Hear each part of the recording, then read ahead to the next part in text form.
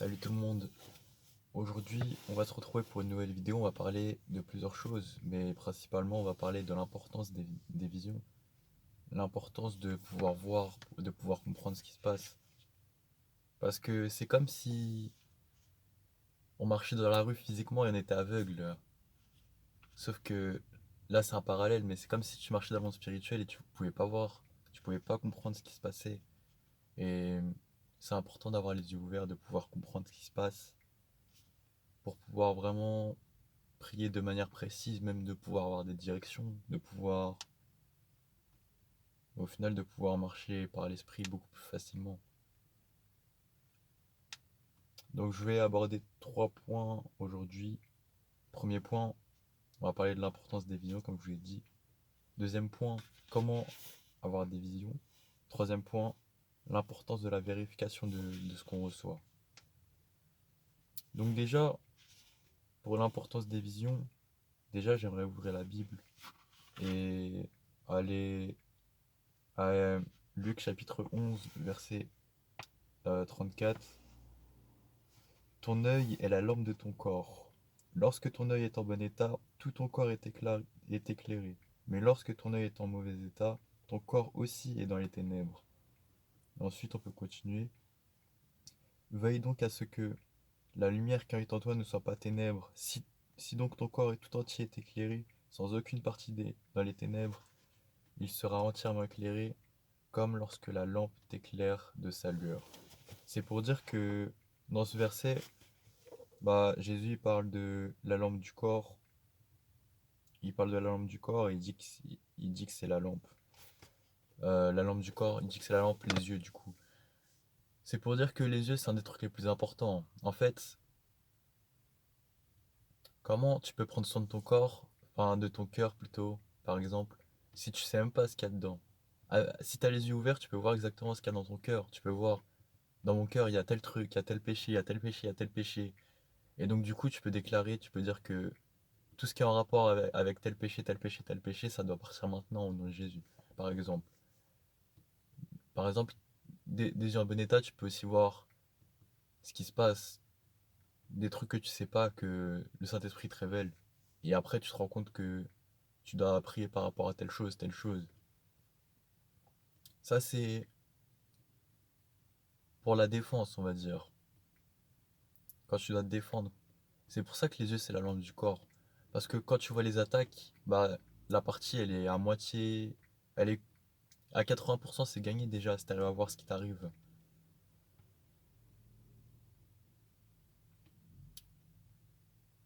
Si t'arrives à comprendre ce qui t'arrive, la partie, elle est déjà finie à 80%. Là, je parle des.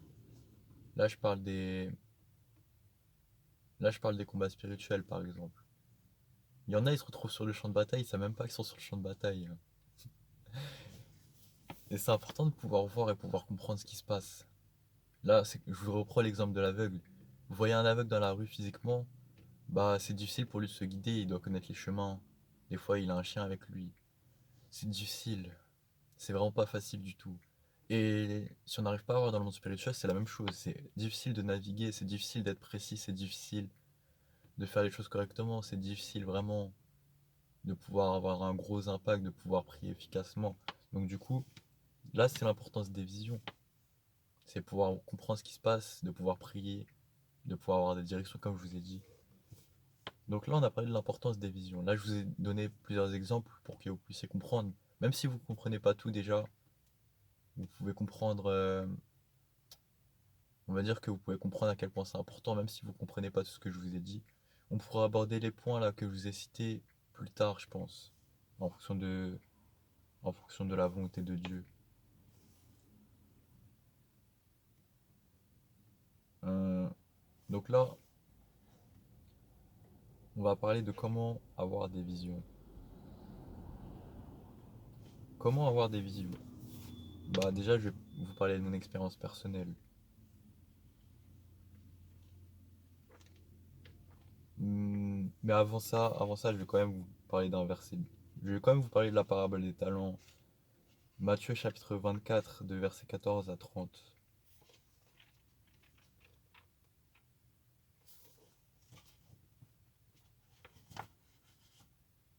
On va lire.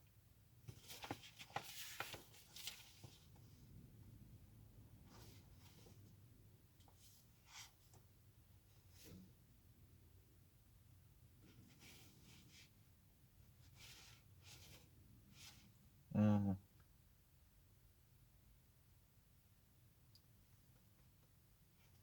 J'ai mal noté dans mes notes. C'est pas chapitre 24 en fait. Je me suis trompé là. Je crois pas.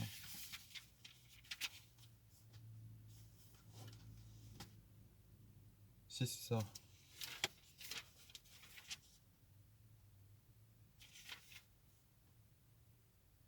Non, c'est chapitre 25.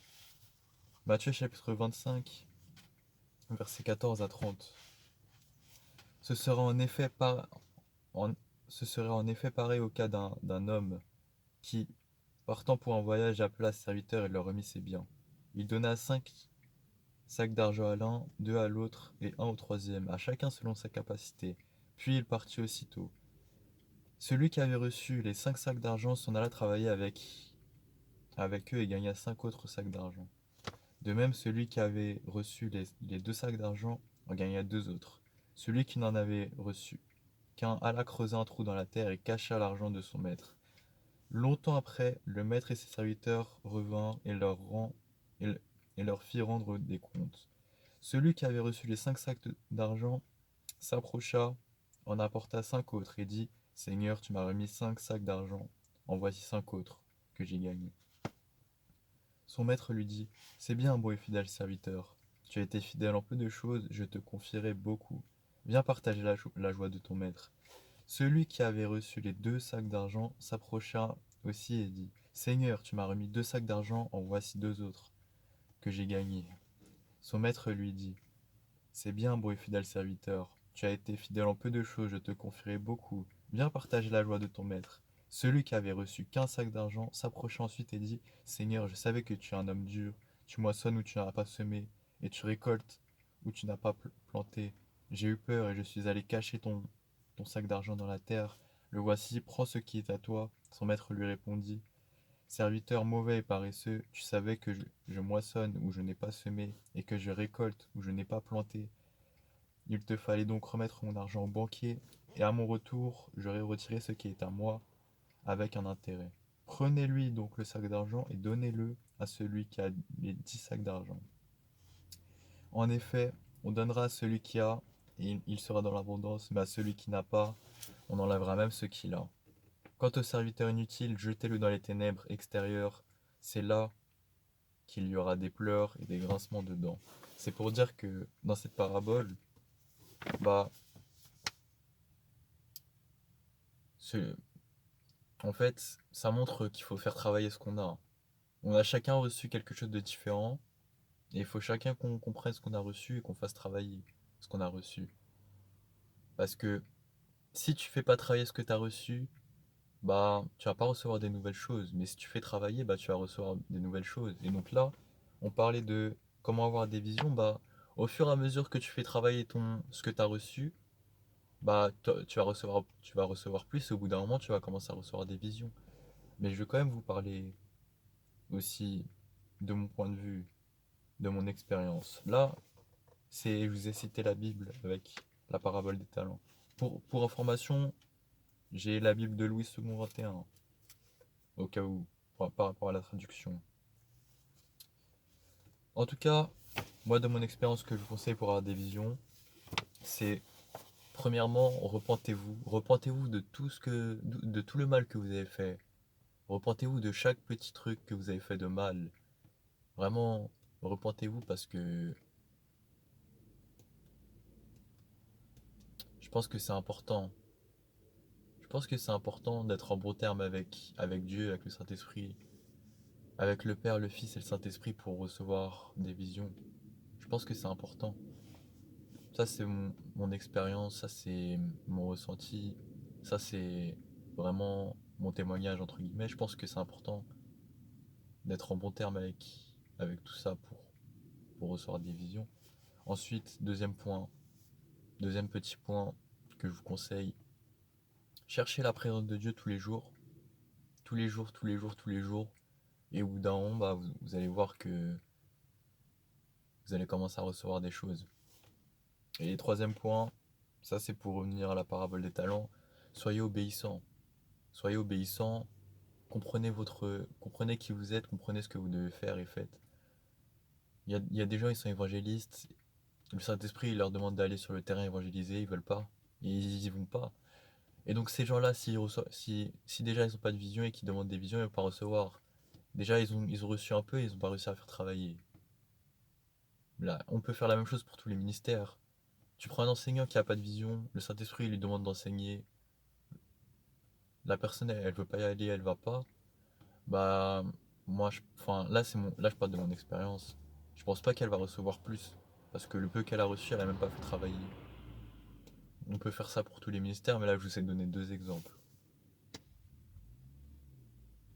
Ensuite, troisième point, je vous ai parlé de l'importance de la vérification. Pour initier, pour initier le point que je vais parler, on va partir dans Actes, chapitre 16, de versets 16 à 18.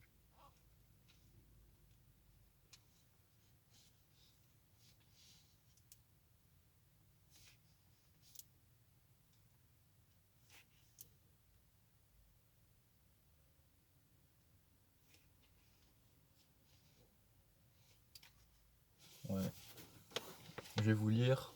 Ah, alors que nous nous rendions au lieu de prière, une jeune esclave qui avait un esprit de divination est venue à notre rencontre. Par ses prédictions, elle procurait un grand profit à ses maîtres. Elle s'est mise à nous suivre, Paul et nous, en criant: Ces hommes sont des serviteurs du Dieu très haut, et ils nous annoncent le chemin du salut. Elle a fait ça pendant plusieurs jours. Paul, agacé, s'est retourné et a dit à l'esprit: Je t'ordonne au nom de Jésus de sortir d'elle. Il est sorti au moment même. C'est pour dire que ce qu'elle disait, c'était la vérité, mais c'était pas la bonne source. Donc, quelqu'un peut venir vers toi et peut dire la vérité, mais c'est pas la bonne source. Et donc, c'est pas parce que quelqu'un vient vers toi et dit la vérité qu'il faut dire amen. Il faut vraiment déterminer que ce soit le Saint-Esprit qui ait parlé. Et le seul moyen de vraiment identifier que ce soit le Saint-Esprit qui a parlé, c'est de demander au Saint-Esprit lui-même.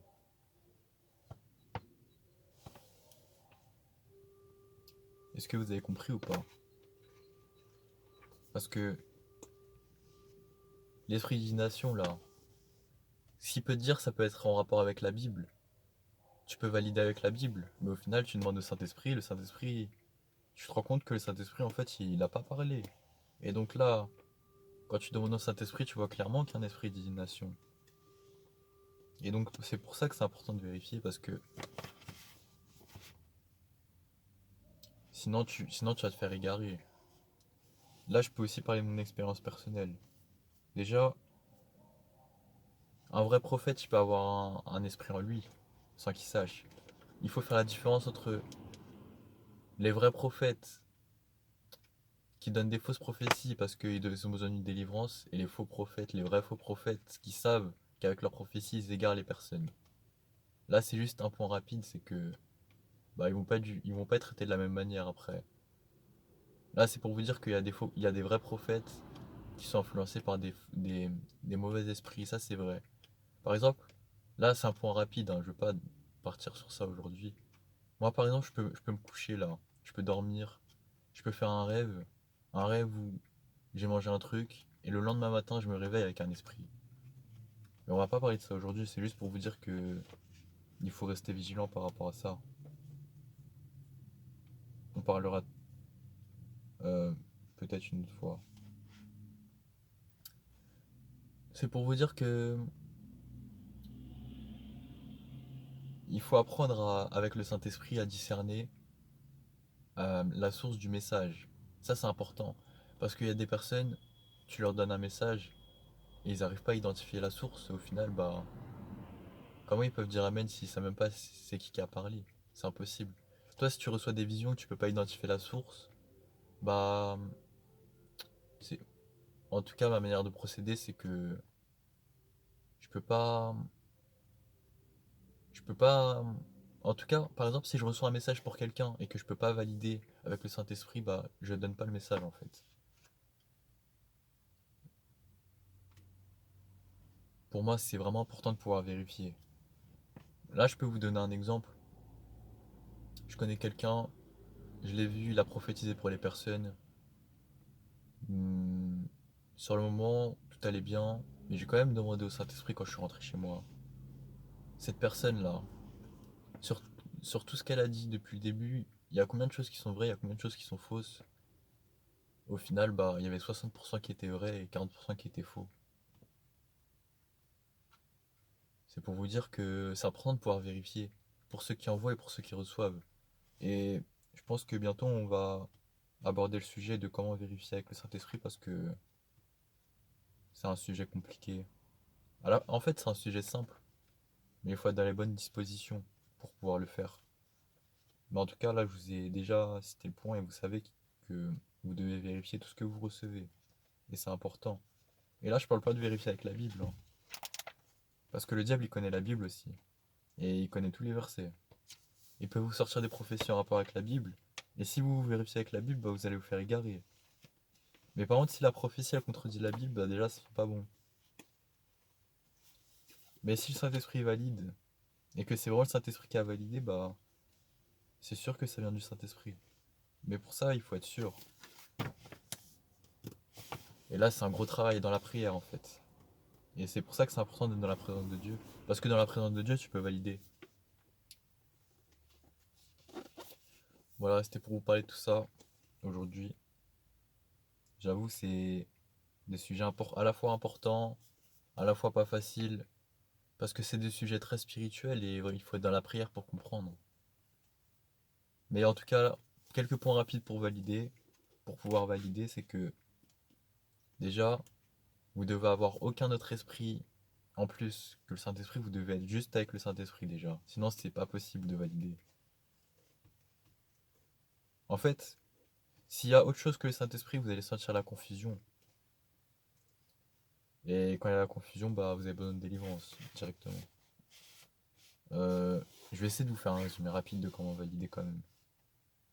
Déjà, premier critère, il faut être dans la présence de Dieu. Deuxième critère, il faut être rempli uniquement du Saint-Esprit et rien d'autre. Et ça, c'est rare déjà, c'est dur à faire. C'est-à-dire, tous les autres esprits là, il faut les enlever. Là, je vous ai cité par exemple un exemple, mon témoignage, des choses qui peuvent m'arriver. Ça m'arrive moins aujourd'hui, mais ça pouvait m'arriver surtout avant. Mais ça peut toujours m'arriver aujourd'hui. Il faut que je fasse attention. Juste avec un rêve, il y a un mauvais esprit qui peut rentrer en moi.